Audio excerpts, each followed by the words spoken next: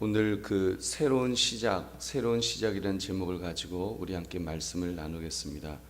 그 유의사항을 보시면 오늘 이제 에스라, 느헤미야, 학개, 스가랴 이렇게 말씀을 나눌 것인데, 에스라서와 느헤미야서에 있는 역사적 자료들은 연대 순으로 배열되어 있지 않다는 것입니다. 지금 우리가 오늘 공부하는 에스라에 보면 지금 바사왕 고레스 원년이 나오는데, 그 다음에 이제 느헤미야를 가면 또 앞으로 갔다 뒤로 갔다가 역사가 막 좀 연대순이 아니기 때문에 좀 이렇게 뒤죽박죽 되어 있는 것을 알 수 있습니다.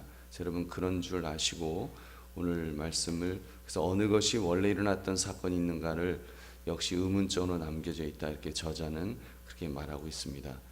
1번 보시면 에스라서 1장 2장과 느헤미야서 7장 6절부터 73절을 읽어보십시오.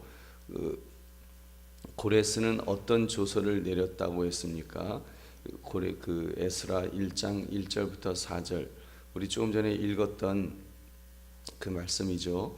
여러분이 바사 나라는 우리가 지난주에 말씀드렸죠.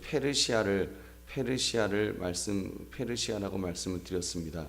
이 페르시아는 이전 바벨론 제국과는 다르게 이제 바벨론 제국, 느부갓네살이라든지 이런 사람들은 나라를 점령하면 그 나라의 사람들을 끌고 가서 이제 자기네 나라 문화를 가르치고 종교를 가르치고 뭐 그랬습니다. 아시는 것처럼 그래서 다니엘이라든지 사드락, 메삭, 아벤누고 같은 사람에게 자기 나라 종교를 강요하지 않습니까? 그래서 이제 우상에게 절하도록 시키고 우상 제물을 먹으라고 하고 하는, 그렇게 자기 나라 것을 강요했다고 한다면, 이제 바벨론을 멸망시켰던 이 바사왕, 이 고레스는 그 정반대의 정책을 펼쳤다고 했습니다. 그래서 식민지 국가들의 문화와 종교를 그대로 인정해주는 정책을 펼쳤습니다. 그래서 정복한 백성들을 그냥 자기 지역으로 자기 지역에 정착하여 살게 했습니다. 니네 나라 그냥 다 돌아가라. 그래서 오히려 다니엘 때는 다 끌려왔었는데, 그러니까 바벨론 나라 때는 다 끌려왔었는데, 이제 바사가 바벨론을 멸망시키고 이제 고레스 왕 때에 대해서는 오히려 돌아가도록 시키는 그런 일이 있었던 것입니다. 자기 지역에 정착하여 살게 했고, 국가 고유의 관습을 유지시키고 자신들의 신들에게 예배할 수 있도록 그렇게 허락해 주었습니다. 그랬기 때문에 고레스는 이스라엘 백성들의 귀환을 명령하였고 예루살렘 성전의 건축도 모두 허락해 주었던 것입니다. 여러분 그 배경을 아시겠죠? 바벨론 때는 자기네 바벨론의 어떤 신을 믿도록 강요했다면, 이 바사 나라가 되면서 이때부터는 이제 그들 고유의 신을 각자 자기들 정복된 민족의 신을 섬길 수 있도록 허락해 줬다는 것을 여러분 우리가 좀 구별을 하면 좋겠습니다. 자, 이 비번 보시면 1번의 비번 보시면 이 조서로 말미암아 어떤 결과가 이루어졌습니까? 1장 5절부터 11절에 보시면, 여러분 그들은 이제 본격적으로 본국 귀환과 예루살렘 성전 건축을 위한 준비를 서둘렀습니다. 그때 그 이웃들이 본국으로 돌아가는 귀환자들을 위해서 성전 건축의 재료들과 예물들을 주어 도왔다고 했습니다. 특히 하나님에 의해 감동받은 고레스 왕이 뭐했죠? 그 이전에 바벨론의 느부갓네살 왕이 전리품으로 빼앗았던 그 성전 그릇들, 성전 기명들을 다 가져가라. 이제 고레스 왕 때 갖고는 이제 다 돌려주는 것입니다. 그래서 이제 이게 스룹바벨에서 이제 귀환을 해서 이제 가는 것들을 말씀을 드렸습니다. 여러분 다시 바사 나라에서 바벨론에서 예루살렘으로 돌아가는 그 과정을 보면 사람들이 전부 이제 우리나라 가서 이제 종교를 우리가 마음껏 하나님을 섬길 수 있으니까 가자 하고 우우하고 다 몰려갔다고 말씀을 안 드렸습니다. 왜냐하면 바벨론에서 사는 것이 살만하니까, 그 바사 나라는 더군다나 이 고레스 왕은 다 인정해 주니까 그냥 여기가 좋사오니 하고 그렇게 많은 사람들이 그렇게 살았다는 것입니다. 오히려 이제 예루살렘으로 가면 그 황폐한 정말 아무것도 없는 척박한 땅에 이제 거기서 다시 개척해야 되니까 그 별로 많이 안 돌아갔다는 거예요. 그러나 이제 돌아가는 사람들은 이제 그 짐을 꾸려서 돌아가는 것이 이제 뭐 느헤미야라든지 우리가 그런 데서 알 수 있습니다. 자, C번을 보시면 2장 59절 63절과 느헤미야서 7장 61절 64절 65절에서는 포로기 이후에 있었던 어떠한 주요 관심사가 논의되고 있었습니까? 그랬어요. 한번 여러분 그 에스라 2장 59절 말씀 한번 같이 읽어보겠습니다. 에스라 2장 59절.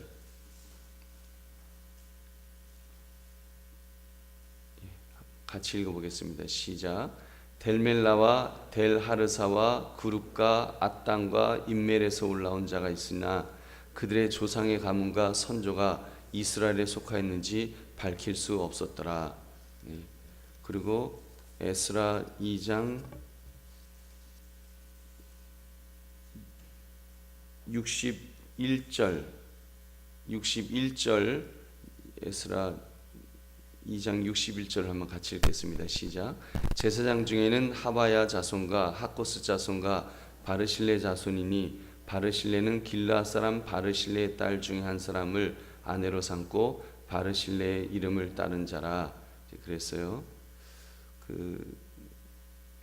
근데 느헤미야서 이제 7장 64절 65절에 가니까 이 사람들은 계보 중에서 자기 이름을 찾아도 찾지 못하였으므로 그들을 부정하게 여겨 제사장의 직분을 행하지 못하게 하고 총독이 그들에게 명령하여 우림과 둠빔을 가진 제사장이 일어나기 전에는 지성물을 먹지 말라 하였느니라. 이제 그랬습니다.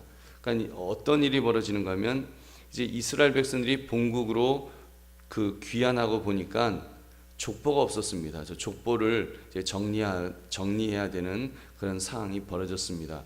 조금 다른 이야기입니다만 우리나라도 북한에서 이제 그 월북하신 월남하신 분들 우리 부모님 세대를 보면 저희 아버님도 이제 총각 때 그 남한 땅으로 내려오시면서 그 족보를 만드셨다는 거예요. 그래서 우리 아버님 성함은 누구고 뭐 우리 형제는 누구고 하면서 이제 족보를 새로 이제 호적을 만들었다는 것입니다. 지금 그런 것처럼 지금 이 이스라엘 백성들로 본국으로 돌아가니까 이제 족보를 만들어야 된 거예요. 그래서 족보를 만드는데 그 에스라 2장 59절 읽었던 이 델멜라와 델하르사 같은 이런 사람들은 평민들이었습니다. 그냥 보통 사람이니까 그들의 가문이 확실하게 밝혀지지 않았지만 귀환하겠다고 할 때 배척하지 않고 받아주었습니다. 아, 당신들 귀환해요? 그러면 우리한테 들어오라고. 그래서 족보를 그냥 이렇게 쉽게 만들어줬어요. 그러니까 믿음의 공동체 안으로 들어오는 사람들은 이렇게 잘 받아주었습니다. 족보는 잘 모르지만 족보가 잘 정리가 안 된 거예요. 뭐 보니까 이렇게 좀 이렇게 좀 다른 사람하고 결혼하고 뭐 이러면서 이렇게 족보가 어디 갔는지 잘 모르고 이제 그러는 경우였어요. 근데 여러분 제사장 그룹은 달랐습니다. 제사장 그룹에 대한 족보는 달랐어요. 하바야, 하코스, 바르실레 자손인데 계보를 확인할 수가 없었습니다.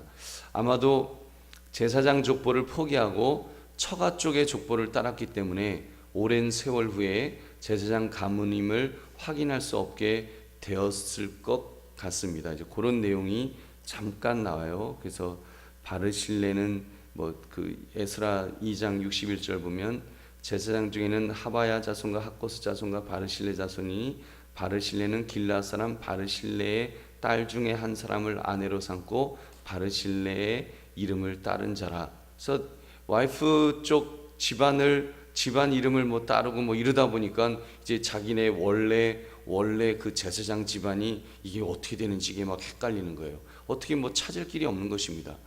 그렇게 그런 것들을 찾을 길이 없으니까 그래 우리 집이 제사장 가문이라고 합니다. 그러니까 제가 제사장 이제 역할을 해야 되겠습니다. 그러니까 안 된다. 확인이 안 됐기 때문에 제사장직 못한다 하고 제사장직에 대해서는 막았다는 것입니다. 그래서 그 직분을 수행하지 못하게 했고 우림과 둠빔을 가진 제사장들이 일어나기 전에는 지성물을 먹지 못하게 그렇게 금지를 했습니다. 한마디로 그들의 관심사를 보면 지금 하나님 말씀을 중심한 성전 제사를 이제 잘 드려야 되겠다. 우리가 이제 성전을 다시 재건하고 여기서 바르게 하나님 앞에 제사 지내야 되겠다. 그런 문제였기 때문에 제사장 문제는 조금도 그 틀린 곳이 없이 아주 올바르게 하려고 애쓰는 것을 우리가 볼 수 있습니다. 이번에 보시면 에스라서 3장 1절부터 4장 6절을 한번 읽어 보십시오. 거기 보시면 3장에 보시면 어떤 공사가 시작되었습니까? 여러분 3장 1절 에스라 3장 1절부터 7절을 보시면 여러분 제가 이렇게 말씀드리면 한번 이렇게 성경을 찾아보세요. 찾아보시면 에스라서 3장 1절부터 보시면 거기 표제가 나와요. 그래서 비로소 여호와께 번제를 드리다 하면서 그 표제가 나옵니다. 그거를 이렇게 눈으로 확인하시고 거기 보면 비로소 여호와께 번제를 드리다 그 다음에 성전 건축을 시작하다 하는 내용이 3장에 전체적으로 그런 내용이 있다는 것을 여러분 확인하실 수 있을 것입니다. 그래서 여러분 3장 1절부터 7절을 보시면 번제단을 재건하고 하나님께 제사를 드렸습니다. 그러니까 유다 총독 스룹바벨과 함께 약 한 5만 명 정도가 귀환했는데 자기들의 옛 연고지를 찾아갔는데 거기서 번제단을 재건하고 제사를 드리면서 절기들을 지켰다는 것입니다. 그러니까 각자 이제 자기 집으로 갈 거 아니에요. 우리 조상들이 충청도에 살았다 그러면 충청도로 가고 뭐 이런 식으로 각자 자기들의 그 곳으로 가면서 거기서 먼저 제단을 재건하고 제사를 드리고 절기를 지켰다는 것이고요. 3장 8절부터 13절은 옛 성전터를 답사해서 지대를 확인하고 성전 지대를 놓으며 예배를 드렸다는 것입니다. 여러분 그래서 이제 성전을 드릴 수 있는 성전을 지을 수 있는 그런 것들을 준비해 가는 것을 볼 수 있습니다. B번 보시면 2번의 B를 보시면 새로운 공동체에 대한 어떤 제안이 누구에 의해서 제시되었습니까? 4장 1절부터 3절에 보면 대적들이 성전 건축에 관한 이야기를 듣고는 함께 건축하자며 접근해 왔습니다. 그들은 바로 사마리아 사람들이었습니다. 여러분 잘 아시죠? 이렇게 혼혈 민족으로 혼합된 그런 이방 사람들과 혼합되어졌던 그 사마리아 사람들. 그들이 처음부터 적대적이었던 것은 아니고 우호적으로 접근해 왔었다는 것입니다. 그래서 함께 여호와 하나님을 섬기자. 근데 이 돌아온 이스라엘 사람들로서는 그 사마리아 사람들을 받아들일 수가 없었습니다. 말은 이제 여호와를 섬기자. 우리 함께 우리 같은 민족 아니냐. 우리가 내가 지금 피부색이 이렇게 바뀌었지만 우리가 이렇게 사마리아 사람들이 말하는 거예요. 우리가 피부색이 바뀌고 이렇게 뭐 아버지는 외국 사람이고 어머니는 외국 사람이고 그러지만 우리도 한 여호와 하나님을 섬기던 사람들 아니냐. 우리 함께 여호와를 섬길 수 있도록 성전을 건축하자 그러는 거예요. 근데 이스라엘 사람들이 보니까 받아들일 수가 없는 겁니다. 왜냐하면 사마리아 사람들이 말은 여호와를 섬기자라고 하고 있지만 이전부터 섬겨오던 또 자신들의 그런 신들이 있었어요. 그러니까 우상을 섬기면서 우상은 우상대로 섬기면서 지금 또 여호와 하나님을 섬기자 이러는 겁니다.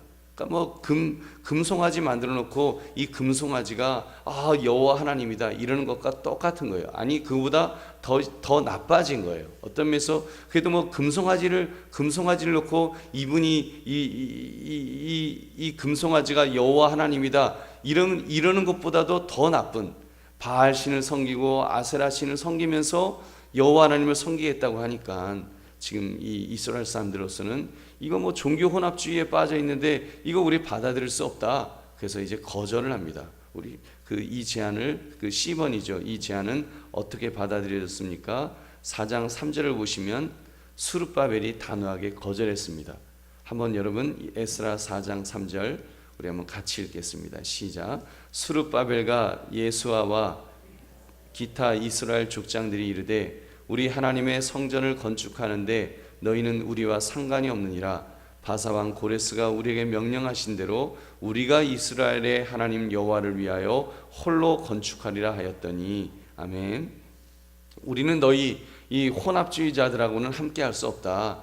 뭐 너희들 뭐 여호와 하나님 섬긴다고 하면서 뭐 한쪽에서는 뭐 이렇게 바알을 섬기고 우상을 섬기는데 안 된다라고 그렇게 말하는 것입니다.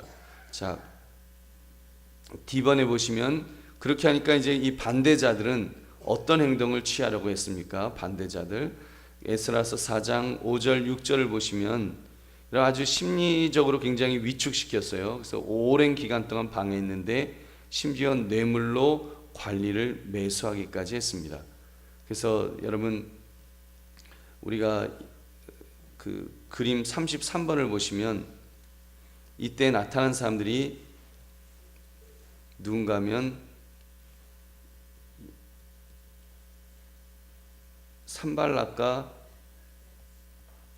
도비아가 나타나는 겁니다. 산발락과 도비아.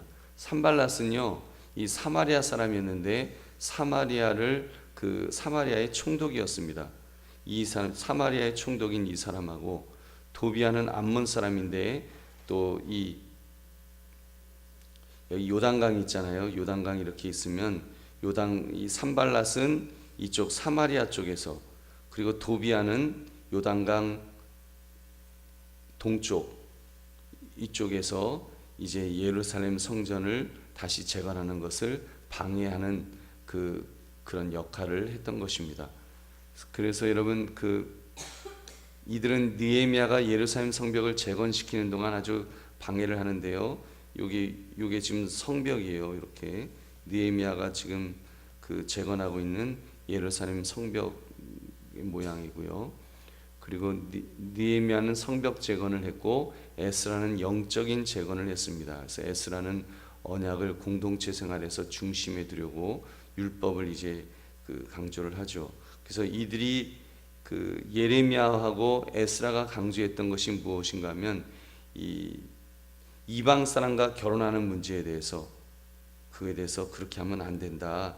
이방 사람과 결혼하게 되면 이게 깨지는 거예요. 그래서 자기밖에 모르는 이렇게 원래 이 모양은 죄인의 모습이죠. 자기밖에 모르는 그런 모습인데 그렇게 되면 안 되고 하늘로 손을 올리고 하나님을 찬양하는 그런 사람이 되어야 된다 하면서 자폰 문제를 해결하려고 했던 사람들이 에스라와 느헤미야 이 두 사람이었다는 것을 여러분 기억하시기 바랍니다. 2번 문제를 보시면 그 결과는 어떠했나요? 4장 24절에 보니까 이에 예루살렘에서 하나님의 성전 공사가 바사왕 다리오 제2년까지 중단되니라 그랬어요. 그래서 이렇게 자꾸 반대를 하니까 이 도비아와 산발랏이 반대를 하니까 15년 동안 성전 건축이 중단되었습니다. 그래서 15년 동안은 이제 건축을 못 하고 우리도 그러잖아요. 이렇게 중간에 뭐 재개발하려고 하다가 중간에 이제 무슨 고소 고발이 들어가면 건축을 하다가도 교회를 짓다가도 만약에 누군가 법적으로 이제 고소를 하거나 그래갖고 재판이 걸리게 되면요, 그러면 공사가 중단되는 거예요. 그 동안은. 그래서 딱 모든 중장비 그런 것들이 딱 멈추는 것처럼 지금 이 예루살렘 성을 재건하는 것도 지금 15년 동안 성전 건축이 중단되었습니다. 자, 3번 문제 보시면 에스라서 4장 24절부터 6장 22절을 읽어보십시오. A번 보시면 건축공사는 어느 해에 다시 재개되었습니까? 여러분 우리가 읽었던 이 말씀 보면 이에 예루살렘에서 하나님의 성전 공사가 바사왕 다리오 제2년까지 중단되니라. 이 말을 거꾸로 말하면 이제 다음부터는 재개되었다는 거죠. 다리오 왕 제3년에 이제 재개되었을 것입니다. 자, B번 이 건축공사의 재개를 격려했던 사람은 누구였습니까? 5장 1절, 6장 14절. 여러분 한번 에스라서 5장 1절을 한번 에스라서 5장 1절을 같이 읽어보겠습니다. 시작. 선지자들 곧 선지자 학개와 이도의 손자 스가랴가 이스라엘의 하나님의 이름으로 유다와 예루살렘에 거주하는 유다 사람들에게 예언하였더니 아멘. 여러분 그래서 이제 학개와 스가랴가 나타나는 겁니다. 여러분 우리가 학개서를 읽고 스가랴서를 읽으셨는데 그 학개와 스가랴가 어느 시대 때쯤 있었는가라고 우리가 할 때 어떻게 보면 역사의 제일 끝에 있는 거예요. 그죠? 우리 구약 성경 중에서 역사의 제일 끝자락에 지금 있는 것이 이제 이 두 사람이죠.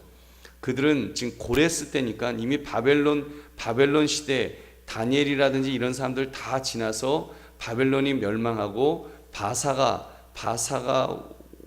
나라가 시작되고 이제 고레스 뭐 이때부터 시작돼서 이 사람들이 이제 활동하기 시작하는 그런 모습을 이제 보게 되는 겁니다. 그보다 더 뒤죠. 이게 아닥사스다 왕 때인가요? 아닥사스다면 훨씬 더 뒤쪽인데, 그죠?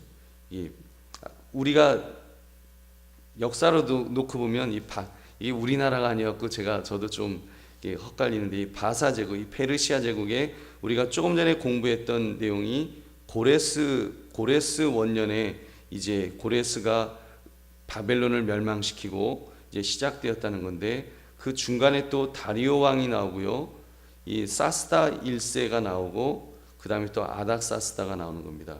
아닥사스다 때 이제 느헤미야의 제2차 예루살렘 그 여행이 이제 시작되는 그런 것이 나오는 거예요. 여러분, 아무튼 학개와 스가라는 이 무렵에 그 활동했던 그런 사람입니다. 마지막이 이제 에스라죠. 마지막 에스라가 이제 제일 끝자락에 있는 그런 사람인데, 하여튼 여러분 5장 1절에 보시면 학개와 스가라가 나타나서 그들이 이제 격려를 합니다. 그들은 뭘 하는가 하면 이스라엘 하나님의 이름으로, 즉 하나님의 이름의 권위를 가지고 유다 백성들에게 예언을 하는데요, 그들이 전한 메시지가 이제 학개서와 스가랴서에 잘 나타나 있습니다. 중심 내용은 성전 건축을 다시 재개하라는 것이었습니다. 그래서 세 가지로 요약할 수 있는데, 첫째, 유다 백성들이 성전 건축을 중단하고 자기들의 필요와 이익을 추구해서 세상 일에 전념했는데 과연 안녕과 풍요를 얻었느냐. 그러니까 이스라엘 백성들이 이제 성전 중간에 성전 건축이 중단되었을 때 뭐 더 이상 뭐 성전을 건축할 수 있는 그런 여력이 없으니까, 힘이 없으니까, 그냥 우리 먹고 살자, 뭐 성전 건축이 지금 중요하냐, 먹고 사는 게 중요하지, 이러고 있을 때 그렇게 했더니 그러면 안녕과 풍요를 얻었느냐? 그 답은 그렇지 않다는 것입니다. 오히려 피폐해졌음을 지적했어요. 그러면서 두 번째로, 그렇게 피폐해진 원인은 성전 건축이라는 이 거룩한 사역을 중단한 채 육신적인 일에 골몰해 있었기 때문이다, 이거를 지적합니다. 이스라엘 백성들을 왜 하나님께서 그렇게 바사 나라에서, 왜 그 페르시아에서 왜 그 예루살렘으로 보내셨겠습니까? 그들이 왜 그 예루살렘으로 돌아가는 거예요? 성전을 건축하기 위해서, 하나님의 나라를 세우기 위해서 갔는데 그거를 제대로 하지 못하니까, 그거 너희들 그 육신적인 일에 골몰했기 때문에 너희들 복 못 받은 거다. 그러므로 다시 일어나서 중단된 성전 건축을 시작해라라는 것이 이 학개와, 지금 그 선지자 학개와 스가라가 그 했던 그런 내용이라는 것입니다. 자, 여러분 그 C번을 보시면 이 건축 공사는 어떤 난관에 부딪히게 되었습니까? 5장 3절부터 5절을 보시면, 5장 3절부터 17절을 보시면 그 바사의 관리들이 성전 건축에 대해 조사를 시작했습니다. 이게 성전 건축이 대규모 공사였기 때문에 당연히 관리들에게 보고가 되었을 거예요. 그러자 총독 다뜨네라는 사람이 성전 건축에 대한 합법성 여부를 바사왕 다리오에게, 요 그림 보시면 요 세 번째 왕이죠.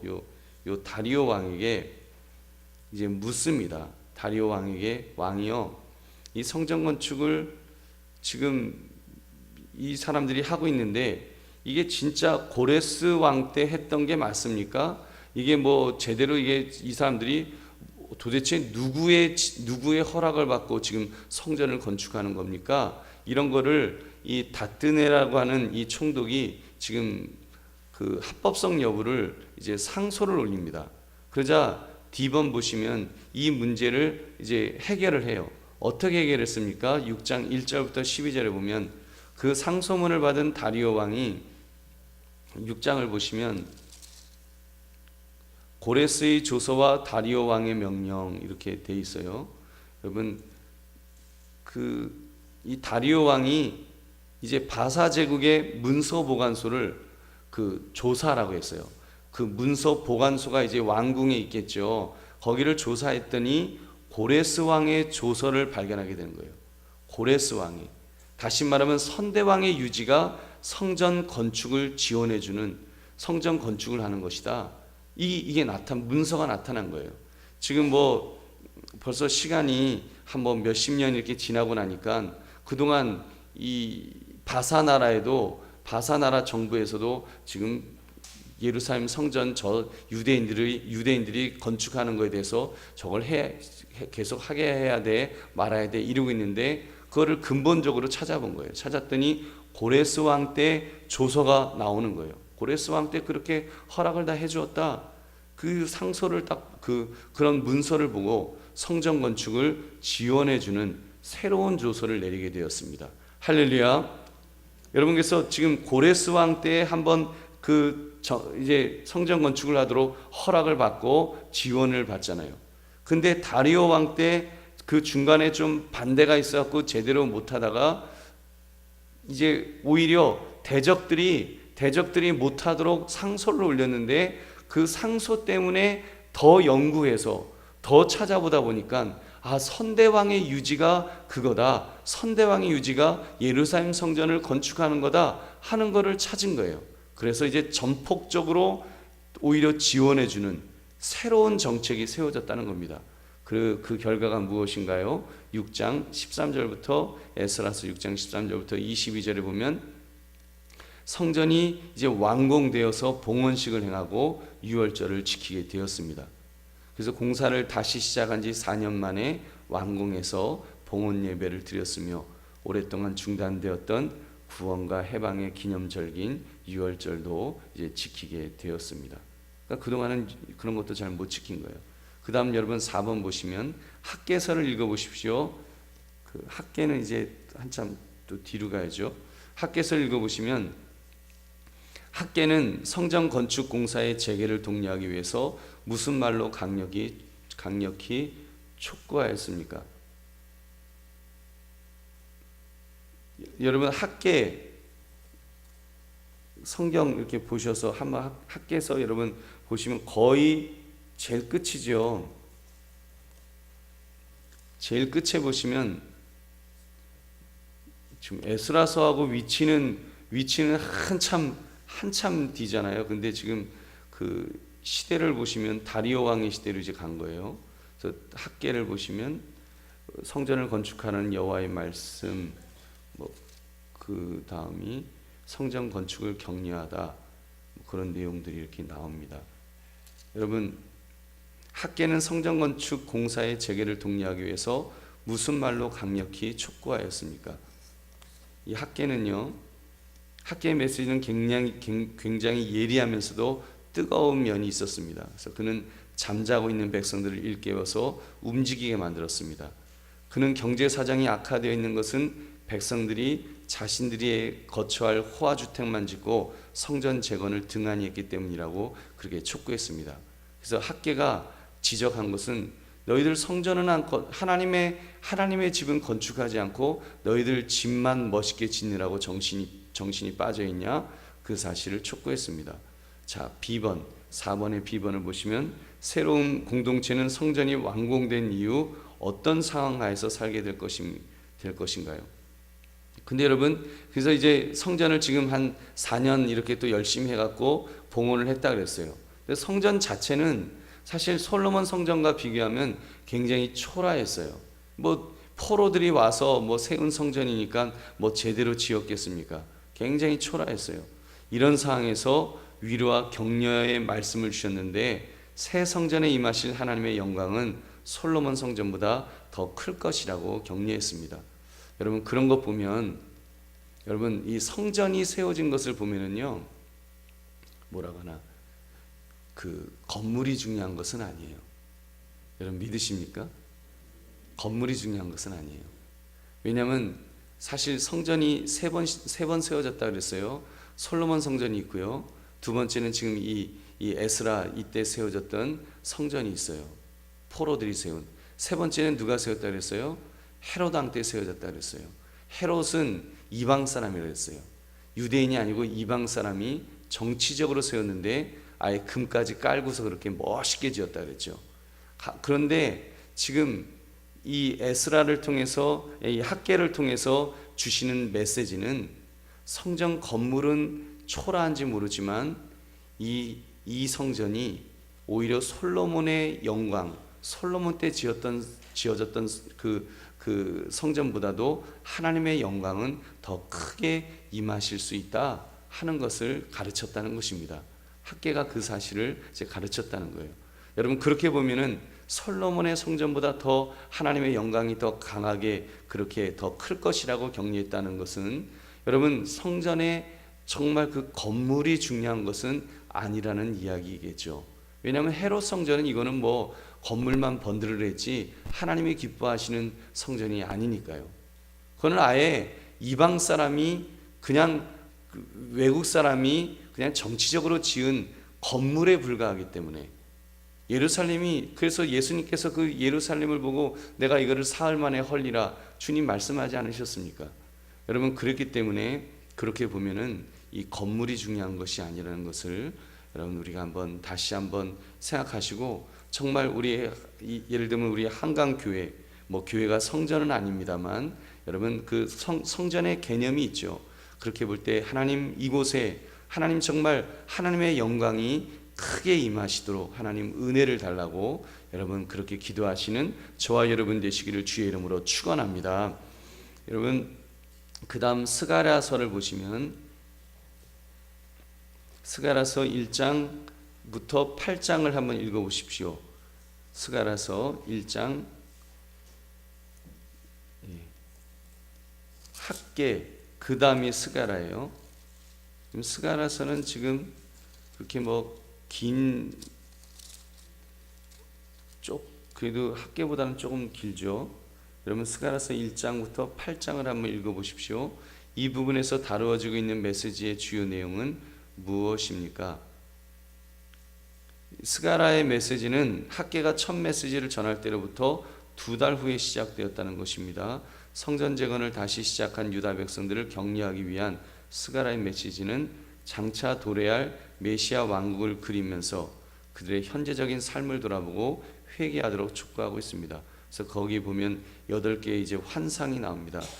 뭐 형식은 이런 형식이에요. 서론적인 말씀이 있은 후에 환상에 대한 묘사가 나오고, 또 그 의미에 대해서 스가랴가 질문을 하면 천사가 이제 설명하는 그런 형식으로 되어 있습니다.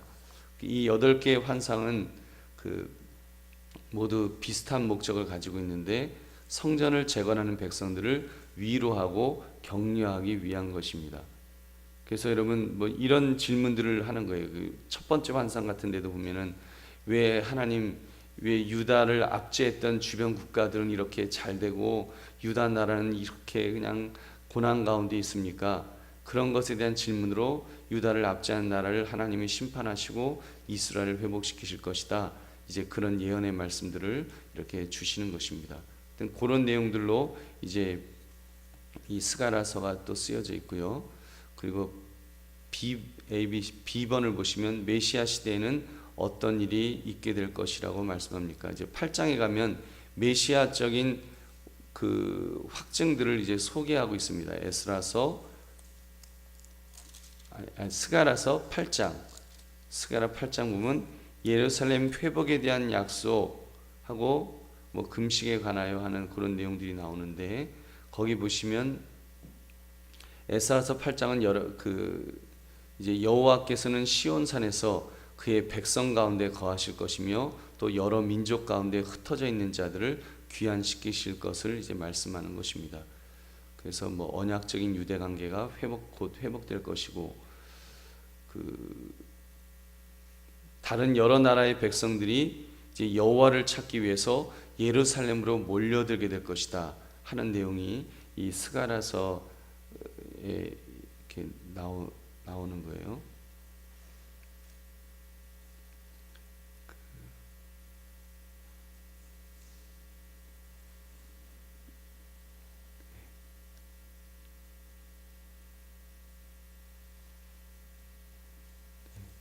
그래서 여러분 이 스가랴서 8장을 한번 좀 보시면 좋을 것 같습니다.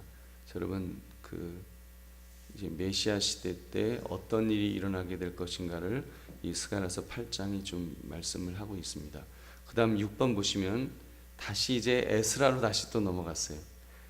좀 헷갈리시죠? 다시 이제 에스라로 넘어가서 에스라서 4장 7절부터 23절을 한번 읽어보시면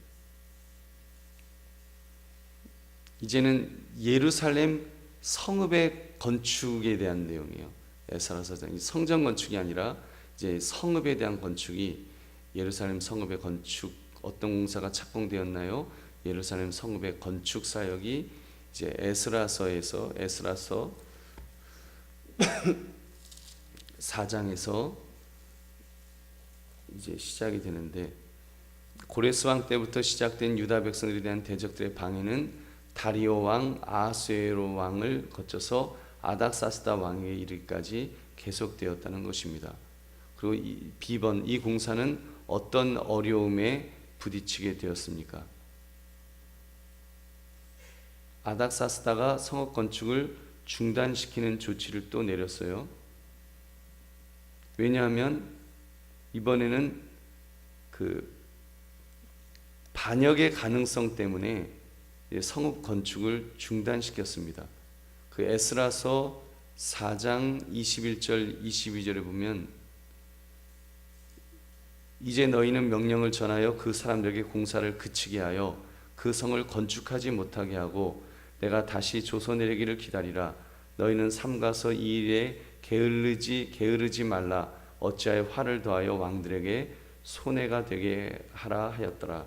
그래서 여러분 다리오 왕 때 그래도 또 다시 또 짓게 했는데 또 아닥사스다 때 가서 또 멈추게 하는 거예요.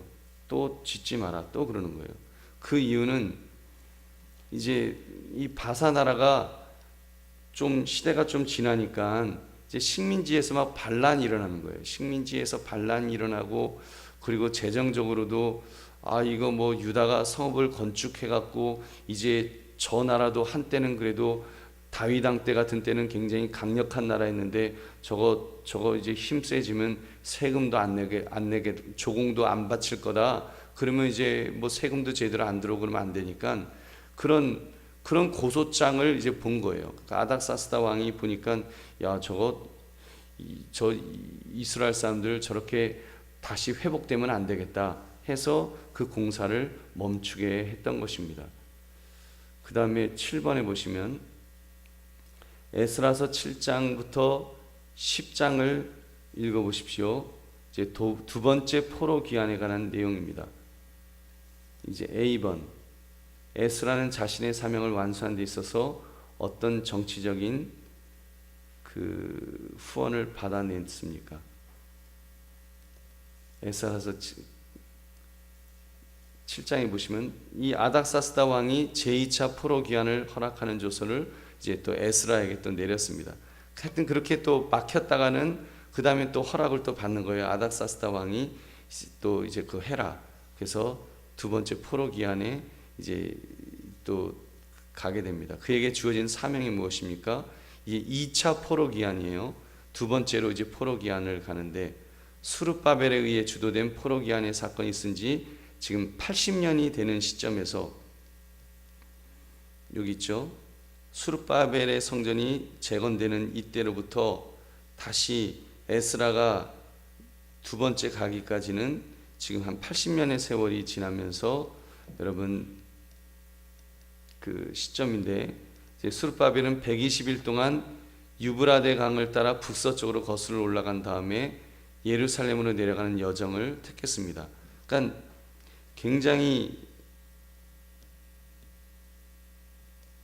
이쪽에서부터 하여튼 뭐 이쪽으로 이렇게 쭉 내려오느라고 그 길이 거의 한 1440km 정도 된대요. 그 길을 터벅터벅 걸어서 지금 걸어서 이 에스라가 이제 사람들을 끌고 2차 포로 귀환을 하는 그런 모습을 볼 수 있습니다. 그래서 에스라가 포로 귀환을 해서 내려오는 그의 기능이 있어요. 예를 들면 느헤미야 같은 사람은 성전을 재건하는 것이었다면 에스라는 말씀을 연구하고 말씀을 실천하고 말씀을 가르치는 그 일을 이제 에스라가 하게 됩니다. 그래서 조상들로부터 전해온 하나님의 율법에 대해서 그 율법을 잘 연구하고 그 율법을 통해서 하나님을 잘 섬기고 예배하는 그런 일들을 이제 하려고 했던 것입니다. 자, 그런데 시번 보시면 또 어떤 문제가 생겼으며 그는 이 문제를 어떻게 처리했습니까? 에스라서 7장부터 10장에 있는 내용을 보시면 우리 요 그림에 있는 요 내용이에요, 여러분. 요 내용. 요 자폰 문제가 이제 생긴 거예요. 지금 여러분 좀 왔다 갔다 하는데 여러분 자폰 문제가 생겨서 율법에서 엄격히 금지하고 있는 이방인과의 결혼 문제가 이제 에스라에서 생겼습니다. 그래서 이스라엘 백성들이 모세 율법을 어기고 우상을 섬기는 자들과 통혼을 했다는 소식을 전해 듣고 이제 막 탄식하며 회개 기도를 드렸습니다. 그래서 에스라는 아예 뭐라고 얘기했는가 하면 이방인 부인과 산다면 그 여자를 즉시 내어 쫓아라. 그래서 순수성을 유지해라라고 그렇게 명령할 정도로 이 그런 자폰 문제를 굉장히 고치려고 했던 사람이 에스라였습니다. 그리고 8번에 보시면 이제 느헤미야에 대한 내용이에요. 다시 느헤미야로 갔습니다. 느헤미야서 1장 1절부터 7장 4절까지 11장부터 13장 9장 38절부터 10장 39절을 한번 읽어보시면 여러분, 그래서 우리가 처음에 전제를 말씀을 드렸죠. 처음에 전제를 지금 에스라와 느헤미야서에 있는 역사적 자료들은 연대순으로 배열되어 있지 않고 그래서 어느 것이 원래 일어났던 사건인지 의문이 있다고 말씀을 드렸습니다. 그래서 여러분 하여튼 느헤미야서를 이렇게 보시면 이제 어떤 공사가 완공되었습니까? 1장부터 4장에 보시면 여러분 예루살렘 성벽 재건을 반대해도 불구하고 이제 예루살렘 성벽 재건이 완성되었어요. 그 다음에 비번 보시면 느헤미야는 어떤 악습을 제거했습니까? 느헤미야서 5장 1절부터 보시면 재정적인 고통으로 인한 백성들의 불평을 느헤미야가 이제 해결해 줍니다. 그리고 10번 느헤미야는 어떤 반대에 부딪혔으며 그 문제를 어떻게 처리했습니까? 6장 1절부터 7장 4절에 보시면 대적들이 이제 느헤미야를 해치기 위해서 음모를 꾸몄습니다. 성벽은 완공되었지만 유다 공동체를 파괴하려는 대적들의 위협은 여전히 존재하고 있었다는 거예요. 그래서 느헤미야는 예루살렘 성읍을 대적들의 공격으로부터 지키기 위해서 이 세워진 성벽을 잘 관리할 관리자들을 세우고 성읍의 책임자들을 세우고 성읍을 보호하기 위한 수칙을 내리고 아주 철저하게 경비를 합니다. 그래서 여러분 우리 느헤미야서 보시면 공사를 할 때에도 한쪽에는 칼을 차고 그렇게 공사를 지키고 하는 그런 것들을 우리가 볼 수 있습니다. 자, D번 보시면 느헤미야는 예루살렘의 인구를 증가시키기 위해서 어떤 조치를 취했습니까? 한번 그 느헤미야서 11장 1절 2절 말씀 느헤미야서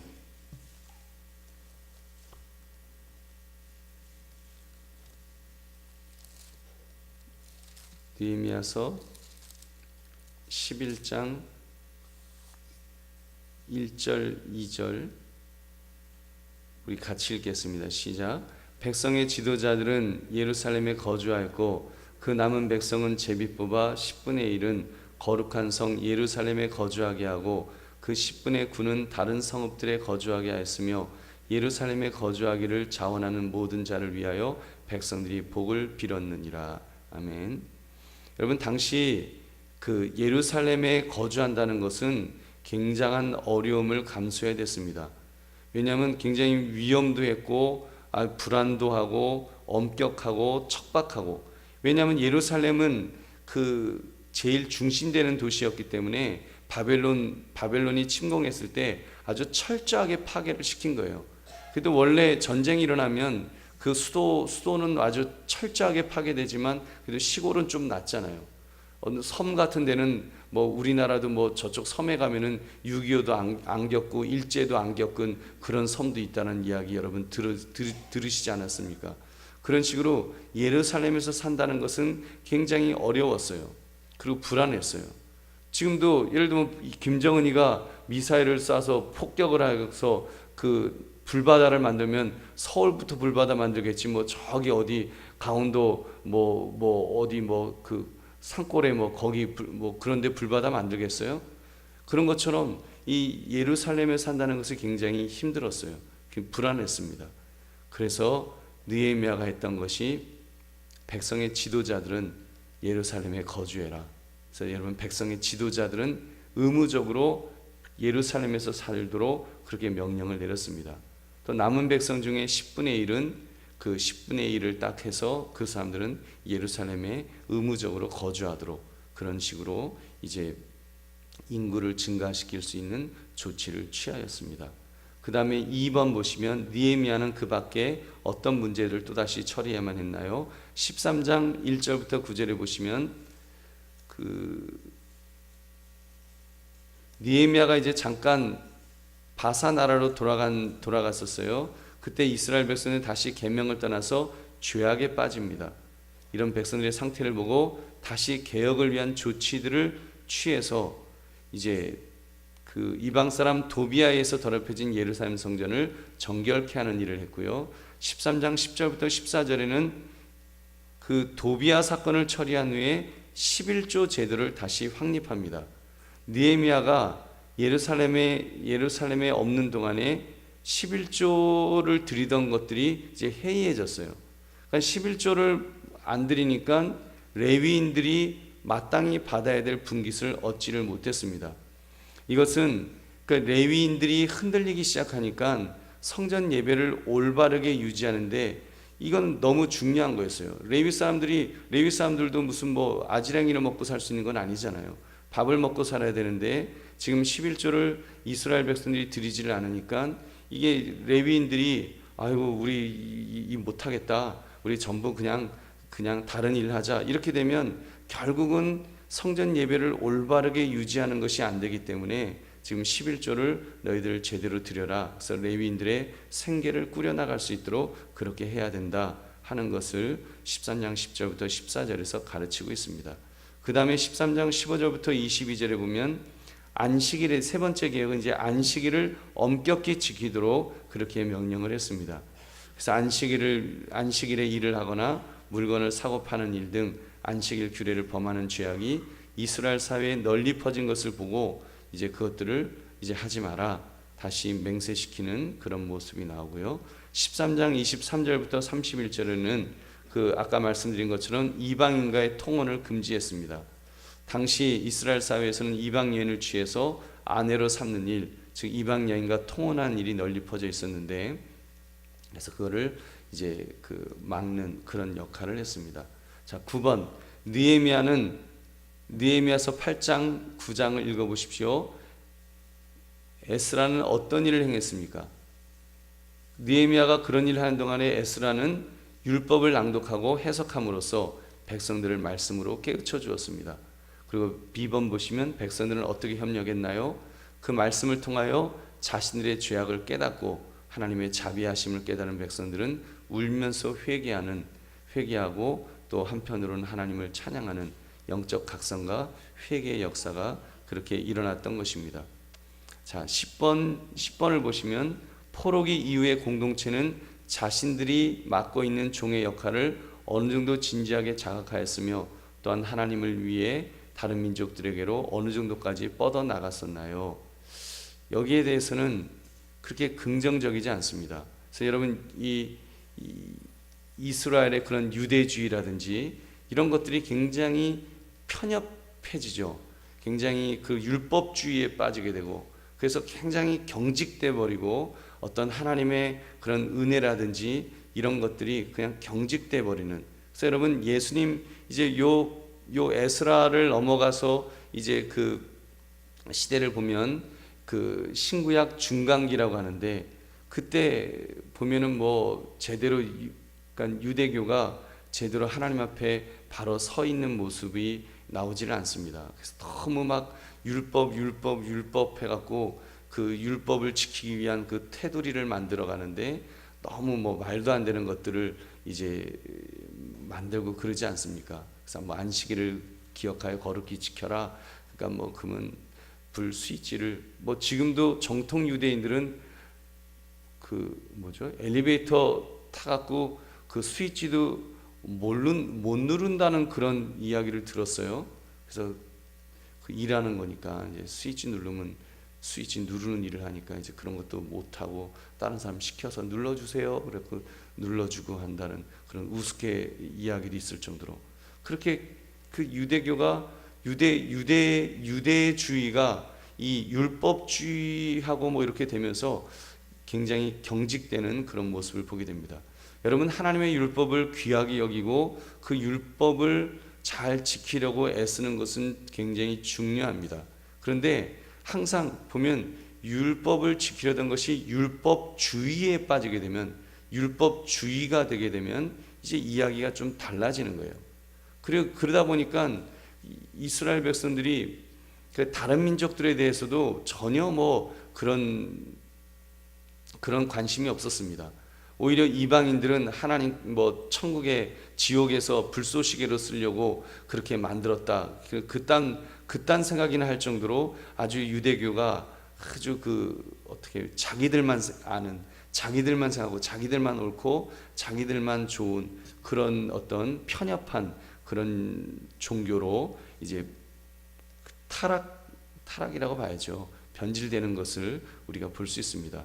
11번, 만일 교회가 세상에 대한 본래의 책임과 사명을 완전히 망각한 채 그 자체 안의 내적인 순수성에만 큰 관심을 기울인다면 그 내적인 순수성이란 어떤 의의를 지니게 될 것인가요? 그리고 거기서부터 과연 어떤 정신적인 유산이 남겨지게 될 것입니까? 그랬어요. 너무 유대주의는 사상적인 면에 있어서 아주 폐쇄된 울타리 속에 갇혔다 그랬어요. 그다음에 교회도 마찬가지입니다. 교회도 너무 폐쇄된 울타리 속에 갇히게 되면 그때는 이제 이게 사실 타락하는 거예요. 그런 면에서 여러분 좀 공격적인, 어떤 면에서는 굉장히 열려진 그런 부분들이 있어야 돼요. 예를 들면 그래도 감사한 것은 우리 교단에서도 뭐 원래 목사 안수를 받은 사람들만 예를 들면 세례를 줄 수 있잖아요. 그죠? 그리고 우리는 여성은 안수를 안 주죠. 여성은 안수를 안 주고 여러분 여성이 예를 들면은 그 세례를 준다는 것은 상상도 못하죠. 그러나 우리 총회 GMS에서 예를 들면 선교사로 해외에 나갔을 때는 그걸 허락을 했습니다. 그래서 예를 들면 여자 선교사도 그 해외에서는 그 세례를 줄 수가 있어요. 그런 그 세례권을 줬어요. 어떤 면에서는 굉장히 열려져 있는 거예요. 왜냐하면 선교 현장에서 그 사람들을 뭐 아프리카 예를 들면 정글에서 만났는데 지금 남자 선교사님이 없으니까 세례를 받고 싶어요. 근데 남자 선교사님이 안 계시니까 세례를 못 드리겠습니다. 교회로 오시면 그 세례를 드릴게요. 근데 뭐 그 사람이 어떻게 와요? 뭐 걸어서 뭐 며칠을 걸어오고 평생에 다시 못 만날지는 모르는 사람인데, 그러니까 그런 경우는 세례를 줄 수 있도록 그런 세례권을 주었습니다. 그것은요, 그 법이 먼저냐 아니면은 어떤 법의 정신이 먼저냐라고 할 때 어떤 그런 열려져 있는 그런 모습이라고 믿습니다. 근데 유대주의, 율법주의에 빠지게 되면 그게 안 되는 거예요. 파리똥도 똥이다. 법은 법이니까 지켜야 된다. 이렇게 되면 이제 굉장히 폐쇄된 울타리 속에 갇히게 되는 것입니다. 여러분, 오늘날 교회가 혹시라도 그렇게 경직되어 있는 그런 사고에 우리가 빠지지는 않는지 여러분 우리 자신들을 돌아봐야 됩니다. 여러분, 정말로요, 우리가 하나님 나라를 확장하고 하나님 나라를 위해서 일하겠다고 하면 마음이 열리지 않을 수가 없어요. 마음이 열리게 되면요, 정말 그 영혼들을 위해서 우리가 무엇을 최선을 다해서 할 것인가, 그렇게 교회가 열려질 거예요. 그리고 성도들의 마음도 그렇게 열려질 것입니다. 근데 아무 일도 하지 않으면 그냥 여기가 좋사오니 하고 그렇게 우리 거를 지켜야 되겠다 이렇게 되면요, 그 다음부터는 이제 뭐 복음이고 뭐가 없는 거예요. 그냥 율법주의에 빠지게 되고 어떤 주의에 빠져서 그냥 뭐 파리똥도 똥이다 하면서 이게 아주 한마디로 은혜 없는 경직되어 버리는 그런 조직이 되는 것입니다.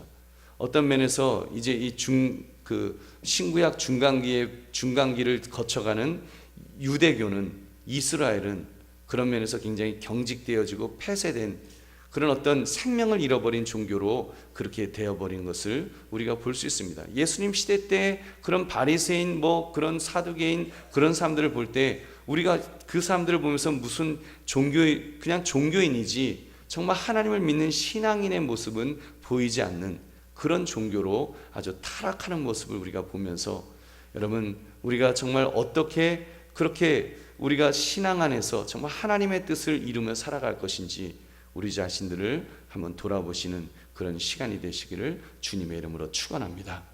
기도하겠습니다.